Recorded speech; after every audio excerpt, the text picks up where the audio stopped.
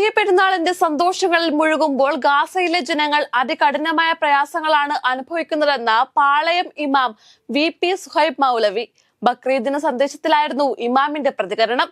പലസ്തീനികൾക്ക് വേണ്ടി പ്രത്യേകം പ്രാർത്ഥിക്കണമെന്നും ഇമാം വിശ്വാസികളോട് ആഹ്വാനം ചെയ്തു. ഭാരതാംബ വിവാദത്തിൽ മന്ത്രി P പ്രസാദിനെതിരെ പ്രതിഷേധവുമായി BJP പ്രവർത്തകർ. മന്ത്രിയുടെ വീടിന് മുന്നിൽ ഭാരതാംബയുടെ ചിത്രം സ്ഥാപിച്ച് വിളക്ക് കൊളുത്താൻ BJP പ്രവർത്തകർ ശ്രമിച്ചു. എന്നാൽ CPI പ്രവർത്തകർ സംഘടിച്ചെത്തിയതോടെ പ്രദേശത്ത് സംഘർഷ സാഹചര്യം രൂപപ്പെടുകയായിരുന്നു. നടൻ കൃഷ്ണകുമാറിന്റെ മകൾ ദിയയ്ക്കുമെതിരെ കേസെടുത്ത് പോലീസ്. ദിയയുടെ സ്ഥാപനത്തിലെ ജീവനക്കാരാണ് പരാതി നൽകിയിരിക്കുന്നത്. സ്ഥാപനത്തിലെ ജീവനക്കാർ 69 ലക്ഷം രൂപ തട്ടിയെടുത്തെന്ന് കൃഷ്ണകുമാർ മുമ്പ് പരാതി നൽകിയിരുന്നു. ഇതിന് പിന്നാലെയാണ് കൃഷ്ണകുമാറിന്റെ മകൾക്കുമെതിരെ ജീവനക്കാർ പരാതി നൽകിയത്. മ്യൂസിയം പോലീസാണ് കേസെടുത്തിരിക്കുന്നത്. മുതിർന്ന കോൺഗ്രസ് നേതാവും മുൻ KPCC അധ്യക്ഷനുമായ തെന്നല ബാലകൃഷ്ണൻ ഇനി ഓർമ്മ. തൈക്കാട് ശാന്തി കവാടത്തിലായിരുന്നു ഔദ്യോഗിക ബഹുമതികളോടെ സംസ്കാരം.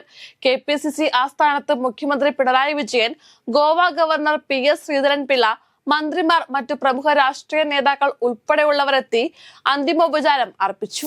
സംസ്ഥാനം ബലിപ്പെരുന്നാൾ ആഘോഷത്തിൽ മുഴുകുമ്പോൾ നിലമ്പൂർ തെരഞ്ഞെടുപ്പ് ആഘോഷം മുറുകുന്നു. പെരുന്നാൾ ദിനത്തിൽ കുടുംബത്തിനൊപ്പവും നാട്ടുകാർക്കൊപ്പവും ആഘോഷത്തിന്റെ ഭാഗമായി പ്രചാരണത്തിൽ സജീവമാവുകയാണ് നിലമ്പൂരിലെ സ്ഥാനാർത്ഥികൾ. അർജന്റീന ഫുട്ബോൾ ടീം കേരളത്തിലേക്ക് എത്തുന്ന കാര്യത്തിൽ ഒരുക്കങ്ങൾ അവസാന ഘട്ടത്തിലെന്ന് കായിക വകുപ്പ് മന്ത്രി V അബ്ദുറഹിമാൻ. അടുത്ത ആഴ്ചയോടുകൂടി ഇതുമായി ബന്ധപ്പെട്ട ചർച്ചകൾ, അറിയിപ്പുകളും നടക്കുമെന്നാണ് പ്രതീക്ഷിക്കുന്നതെന്നും മന്ത്രി പറഞ്ഞു. അർജന്റീനിയൻ ഫുട്ബോൾ മാനേജ്മെന്റുമായി സർക്കാർ ചർച്ച നടത്തിയിട്ടുണ്ടെന്നും അദ്ദേഹം കൂട്ടിച്ചേർത്തു. വാഹനാപകടത്തിൽ പരിക്കേറ്റ നടൻ ഷൈൻ ടോം ചാക്കോയെ ആശുപത്രിയിൽ സന്ദർശിച്ച കേന്ദ്രമന്ത്രി സുരേഷ് ഗോപി. ഷൈനിന് സംഭവിച്ചിരിക്കുന്ന പരിക്ക് ഗുരുതരമല്ലെന്നും ചെറിയ ശസ്ത്രക്രിയയുടെ ആവശ്യമേ ഉള്ളൂവെന്നും അദ്ദേഹം പറഞ്ഞു. ഷൈനിന്റെ പിതാവിന്റെ മരണം ഇതുവരെ അമ്മയെ അറിയിച്ചിട്ടില്ലെന്നും അദ്ദേഹം കൂട്ടിച്ചേർത്തു. 10 പേരെ വിവാഹം ചെയ്ത ശേഷം മുങ്ങിയ യുവതി പിടിയിൽ. എറണാകുളം കാഞ്ഞിരമറ്റം സ്വദേശി രേഷ്മയാണ് പോലീസിന്റെ പിടിയിലായത്. പുതിയ വിവാഹത്തിന് തയ്യാറായിരിക്കെയാണ് യുവതിയെ പോലീസ് പിടികൂടുന്നത്.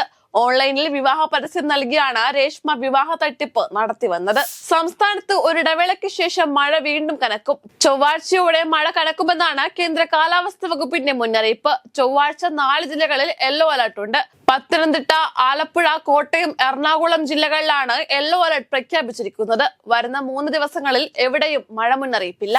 മഹാരാഷ്ട്ര നിയമസഭാ തെരഞ്ഞെടുപ്പിൽ ക്രമക്കേടുണ്ടായെന്ന ലോക്സഭാ പ്രതിപക്ഷ നേതാവ് രാഹുൽ ഗാന്ധിയുടെ ആരോപണത്തിനെതിരെ BJP രംഗത്ത്. രാഹുൽ ഗാന്ധിക്ക് തെരഞ്ഞെടുപ്പ് പ്രക്രിയയെക്കുറിച്ച് വ്യക്തമായ ബോധ്യമുണ്ടെന്നും ജനങ്ങളിൽ സംശയത്തിന്റെ വിത്ത് വിതച്ച പ്രശ്നങ്ങൾ സൃഷ്ടിക്കുകയാണ് ഇത്തരം പരാമർശങ്ങളിലൂടെ രാഹുൽ ലക്ഷ്യമിടുന്നതെന്നും BJP IT സെൽ മേധാവി അമിത് മാളവിയ പറഞ്ഞു. സിന്ധു നദീജല കരാർ റദ്ദാക്കിയ തീരുമാനം പുനഃപരിശോധിക്കാൻ ചർച്ച വേണമെന്നാവശ്യപ്പെട്ട് ഇന്ത്യക്ക് കത്തയച്ച് പാകിസ്ഥാൻ. വെടിനിർത്തൽ ധാരണ പ്രഖ്യാപിച്ചതിനു ശേഷം ഇത് 2ാം തവണയാണ് പാകിസ്ഥാൻ ഈ ആവശ്യം ഉന്നയിച്ച് രംഗത്തെത്തുന്നത്.